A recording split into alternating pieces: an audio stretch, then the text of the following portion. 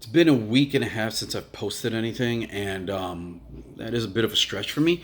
I've been super busy. A lot of exciting projects, rebranding. Some of you saw previous posts that I put up where I was running a poll for an enterprise name, and we settled on it. It's going to be MVP, Men's Victory Path, and new logo. So a lot of really cool stuff, and I've had to hunker down and do a lot of work. And I've also been working on content, a book project, just authored a short story. Yeah, I've been busy. So I had to really hunker down and discipline.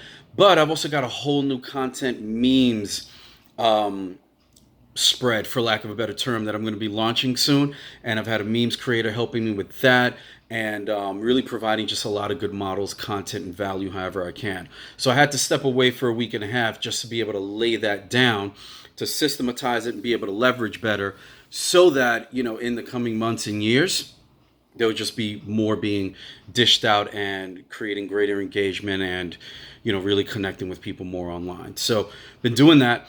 But I did do something also interesting. A couple of nights ago, I ran my first Men's Circle Masterclass, and it's only for my organizational members, and it's something I decided to do after being in men's circles for over 10 years now and seeing certain patterns and things that weren't working. I wanted to address them.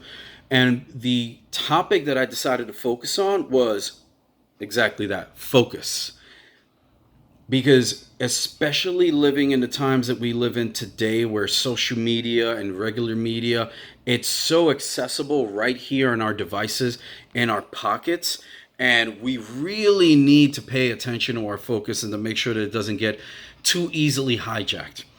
The new wave of addictions is social media, oftentimes our devices, and it actually, while we think it's connecting us with people, a lot of the times it disconnects us with people.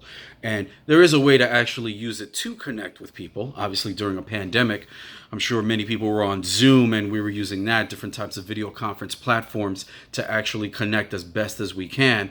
But it's too easy to get lost in social media. And so one of the things that I always advocate and really mentor men on is I provide a listing of my own mentors, who are my, what I call, legacy mentors, those who have come and gone but have left an impression on me. People like Bruce Lee, Muhammad Ali, Edward R. Murrow, Joseph Campbell, Ernest Hemingway, people that I've learned from, Mark Twain, and then Raul Julia. And those are just off the top of my head because I got a bunch. And then I've got even more of the living models. And I will post that sometimes as a slide. And, whether you know who these people are or not, it gives you something to focus on, that you can now check them out, see if what they have to say really resonates with you.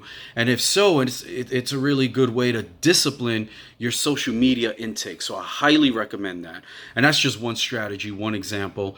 There are so many ways in which our focus can be hijacked. We have to make sure that we stay focused on the things that matter.